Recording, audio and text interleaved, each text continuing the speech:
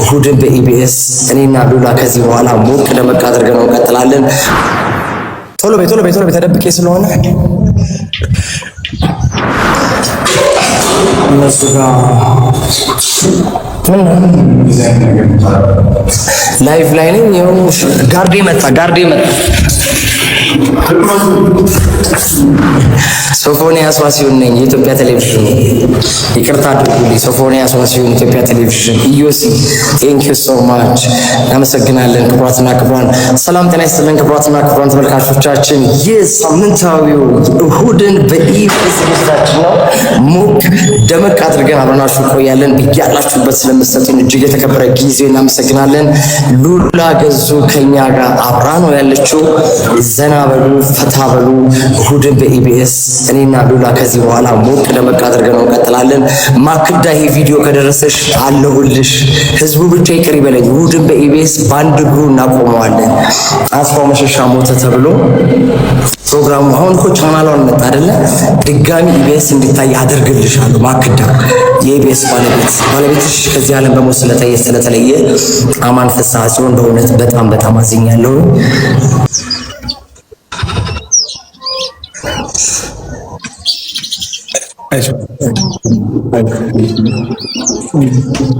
ማልቀስ አልፈልግም፣ ግን በቃ ይቅርታ አድርጉልኝ። እኔ በጣም በምድር ተሰቃይቻለሁ። በጣም እግዚአብሔር ስጋው ደሙን አቅምሶኛል። ቆርቤያለሁ። አሁን እኔ ህይወቴ ተቀይሯል። ይሄን ብቻ ወቁልኝ። የኢትዮጵያ ህዝብ የካ ኮተቤ ነው የተኛሁት። ኮተቤ መምህራን ኮሌጅን አልፍ ብሎ ያለው ኤካ ኮተቤ ነው ያለሁት። መታችሁ ጠይቁኝ። በጣም ተጎድቻለሁ። ገና እያገገምኩኝ ነው። ሰውነቴም ገና እየተመለሰ ነው። መላው የኢትዮጵያ ህዝብ መልእክቴን አድርሱልኝ እባካችሁ። መታችሁ ጠይቁኝ። ሰው ናፍቆኛል። የኢትዮጵያ ህዝብ ናፍቆኛል። ሰይፉ ፋንታውን ጋር ገብቼ ይቅርታ ለመጠየቅ በጣም ጓጉቻለሁ። ጤናዬ እንዲመለስ ጸልዩልኝ። ክርስቲያኑ ሙስሊሙም ተዋቶይ ክርስቲያኑ ሙስሊሙ ሁላችሁ ይቅርታ እንድታረጉልኝ እጠይቃለሁ። ሶፎንያስ ዋሲሁን ነኝ። ትንሽ ፀጉሬ ስለተላጨው ነው ኮፍያ ያደረኩት። ይቅርታ እንጂ ለእንትን አይደለም። እንድሽ ላርጋት እና በጣም በድያችኋለሁ። በጣም አስቀይሜያችኋለሁ። ከኔ የማይጠበቅ ስራ ሰርቻለሁ። አንገታችሁን ብዙዎቻችሁን አስደፍቻለሁ። ይቅርታ አድርጉልኝ። ይሄንን ቪዲዮ በአሁኑ ሰዓት የምትመለከቱ ቅረጹኝ፣ ስክሪን ሪከርድ አድርጉልኝ፣ ለሰይፉ ፋንታውን አድርሱልኝ። ሰይፉ ፋንታውን ከህዝብ ጋር እንዲያስታርቅኝ። ማህበራዊ ሚዲያውን ያናወጠው የጋዜጠኛ ሶፎንያስ ድንገተኛ መግለጫ ሰሞኑን መላው የሀገራችን የሚዲያ ዓለምና ማህበራዊ ሚዲያውን በከፍተኛ ደረጃ እያነጋገረ ታላቅ ድንጋጤ፣ የሐሳብ ግጭት እያስነሳ ያለው ጉዳይ በታዋቂው ጋዜጠኛ ሶፎንያስ ኃይለ ገብርኤል ዙሪያ ነው። ጋዜጠኛው በድብቅና ባልታሰበ ሁኔታ በቀጥታ ስርጭት ላይ በመግባት ቀደም ሲል በማህበራዊ ሚዲያ ላይ ለተፈጠሩት አለመግባባቶች መላው የኢትዮጵያ ሕዝብ ይቅርታ የጠየቀበት መንገድ የብዙዎችን ልብ ነክቷል። ይህ ስርጭት ዝም ብሎ የተደረገ ተራ ውይይት ሳይሆን ጋዜጠኛው ካለፈበት ከባድ የህይወት ውጣ ውረድ፣ ከበሽታውና ካጋጠሙት ፈተናዎች በስተጀርባ ያለውን እውነታ ገጽታ ለህዝብ ይፋ ያደረገበት ትልቅ ክስተት ሆኗል። የህይወት መናወጥ እና ከገዳም ቆይታ በኋላ የተገኘው የውስጥ ሰላም። ሶፎንያስ ካለፈበት ከባድ መንፈሳዊና አካላዊ ስብራት በኋላ አሁን ላይ ስላለው አዲስ ህይወት በጥልቅ ስሜት ተናግሯል። እሱ ሲገልጽ እኔ በጣም በምድር ተሰቃይቻለሁ፣ በምድር ተፈትኛለሁ። ነገር ግን አሁን ፈጣሪ ምሮኛል። ላለፉት 6 ወራት በገዳም ቆይቶ ጺሙን አሳድጎ ስጋ ደሙን ተቀብሎና ቆርቦ ህይወቱን ሙሉ በሙሉ ወደ ቀድሞ ህይወቱ እንዲመለስ እየተመኘ ይህ መንፈሳዊ ለውጥ በህይወቱ ውስጥ አዲስ ተስፋ የፈነጠቀበት መሆኑን እና አሁን ላይ በጥሩ የስነ ልቦና ደረጃ ላይ እንደሚገኝ በኩራት ያስረዳል። የባይፖላር ዲስኦርደር ህክምናና የዶክተር ዮናስ ታላቅ እገዛ።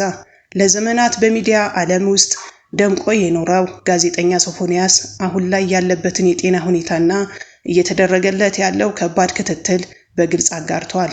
የታዋቂው የስጦታ የአእምሮና የሱሶች ማገገሚያ ማዕከል ዋና ዳይሬክተር የሆኑት አቶ ዶክተር ዮናስ ባህረ ጥበብ የ250 ሺህ ብር የሚጠጋ ከፍተኛ ወጪ በማድረግ የሶፎንያስን የባይፖላር ዲስኦርደር የሕክምና ክትትል ማድረጋቸውን ይገልጻል።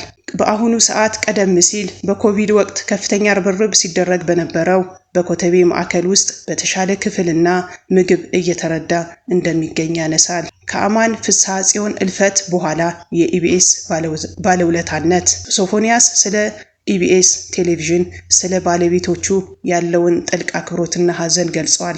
የኢቢኤስ ባለቤት የነበሩት አማን ፍስሐ ጽዮን ከዚህ ዓለም በሞት መለየታቸውን ተከትሎ የተሰማውን ከባድ ሐዘን ሲገልጽ እውነት በጣም አዝኛለሁ። እሱ ለብዙዎች ገዝቶ የሰጠ ብዙ ሰዎችን ለትልቅ ደረጃ ያደረሰ ትልቅና ጥሩ ሰው ነበር ይላል። እንደነ ናፍቆትና ኤልያስ ያሉ በርካታ ታዋቂ ጋዜጠኞች ዛሬ ትልቅ ደረጃ ላይ የደረሱት በዚህ በተከበረው የኢቢኤስ ቤት ውስጥ መሆኑን ያስታውሳል።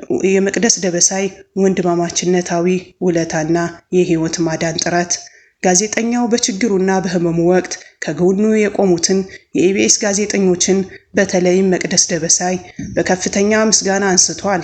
መቅደስ ደበሳይ በወቅቱ 11500 ብር የሚሆን ገንዘብ በራሷ ከፍላ ሃሌሉያ ሆስፒታል በመውሰድ ግልኮስ አግኝቶ ህይወቱን እንዲያተርፍ ማድረጓን በጥልቅ የቁጭትና የደስታ ስሜት ይመሰክራል። እባካችሁ መቅድዬን ውደዷት፣ ይህ ቪዲዮ እሷ ጋር እንዲደርስልኝ አድርጉ በማለት በችግሩ ጊዜ ፈጥና ለደረሰችለት የሥራ ባልደረባው ያለውን አድናቆት ይገልጻል። ከዳንኤል ተገኝ ጋር የተደረገው የእሁድን በኢቢኤስ የመጨረሻ ዙር ውድድር ሶፎንያስ ቀደም ሲል በኢትዮጵያ ቴሌቪዥን ለ6 ዓመታት ያህል የረጅም ጊዜ የሚዲያ ልምድ ያለው ባለሙያ ነው።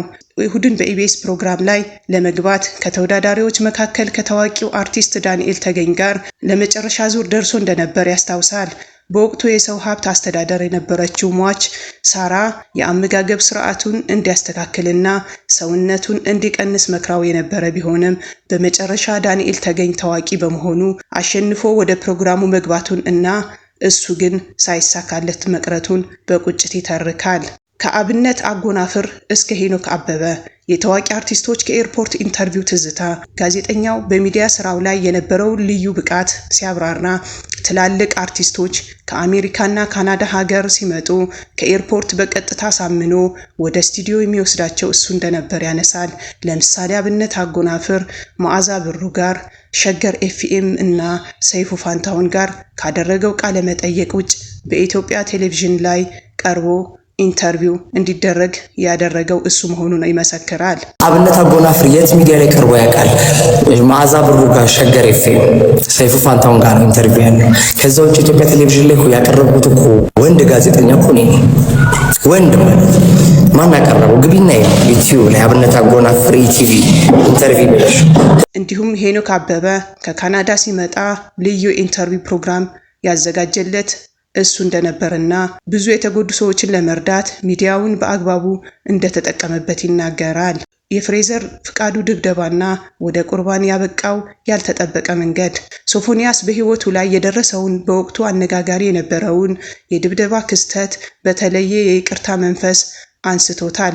ፍሬዘር ፍቃዱ በተባለ ወጣት የተደረገበትን ድብደባ በማስታወስ እኔ በሱ ላይ ምንም ቅር አይለኝም፣ እንዲያውም ወንድሜ ነው፣ በጣም ነው የማመሰግነው ይላል። ምክንያቱም ያ ድብደባና ውርደት ራሱን እንዲመረምር ወደ ቤተክርስቲያን እንዲጠጋና በመጨረሻም ለቅዱስ ቁርባን ለስጋ ደሙ እንዲበቃ ታላቅ ምክንያት ስለሆነው ነገሩን እንደ እግዚአብሔር ስውር ጥበብ ነው የምቆጥረው። ለአባ መድኃኔዓለም የተገለጠው የህልም መልእክት ሚስጥር ወደ ቅዱስ ቁርባን ለመቅረብ ያበቃው መንፈሳዊ ሚስጥር ሲያጋራ መጋቢት 27 ቀን የሆሳዕና ዕለት እሁድ ዕለት የነበረውን ታሪክ ያነሳል። በወቅቱ እንደ ሃይማኖት አባት አባ በህልማቸው ሶፎንያስ ኃይለ ገብርኤል አቁርበው የሚል ግልጽ መልእክት ከፈጣሪ እንደደረሳቸውና እሱም የእግዚአብሔርን ጥሪ በደስታ ተቀብሎ ሕይወቱን ከቅዱስ ቁርባን ጋር እንዳቆራኘ ይገልጻል። ይህ መንፈሳዊ ጉዞ ካለበት የአእምሮ ህመምና ጭንቀት ፈጣን በሆነ መንገድ እንዲያገግም ትልቅ ጉልበት እንዲሆነው ይመሰክራል። ቪዲዮውን ቅረጹትና አድርሱልኝ። በቀጥታ ስርጭቱ ላይ ሶፎንያስ ለተመልካቾች ያስተላለፈው ከባድ አደራ ይህን ቪዲዮ ስክሪን ሪከርድ በማድረግ ለሰይፉ ፋንታሁን እንዲያደርሱለት ነው። ለተመልካቾች የቀረበ ጥሪ የጋዜጠኛ ሶፎንያስ ኃይለ ገብርኤል ታሪክ ስኬትና ታዋቂነት በጥቂት አጋጣሚዎች እንዴት ሊናወጡ እንደሚችሉና ሰው ግን በመንፈሳዊ ጥንካሬ በይቅርታ ተመልሶ መነሳት እንደሚችል ያሳየ ድንቅ የህይወት ትምህርት ነው። ለመሆኑ እናንተ በጋዜጠኛ ሶፎንያስ የድሮ የሚዲያ ስራዎች ላይ ምን ትዝታላችሁ? አሁን ላይ ካለበት የጤና ፈተና አገግሞ በሰይፉ ፋንታሁን መድረክ ላይ ቀርቦ ይቅርታ እንዲጠይቅ የቀረበውን ጥሪስ እንዴት ታዩታላችሁ? ያላችሁ ማንኛውም የበጎ ምኞትና የድጋፍ አስተያየት ኮሜንት ላይ አስፍሩልን። ቪዲዮውን ላይክ እና ሼር በማድረግ መልእክቱን ለሚመለከታቸው አካላት እንዲደርስ አግዙ። ለቻናላችን አዲስ ከሆናችሁ ሰብስክራይብ ማድረጋችሁን አትርሱ። ስለተከታተላችሁን ከልብ አመሰግናለሁ።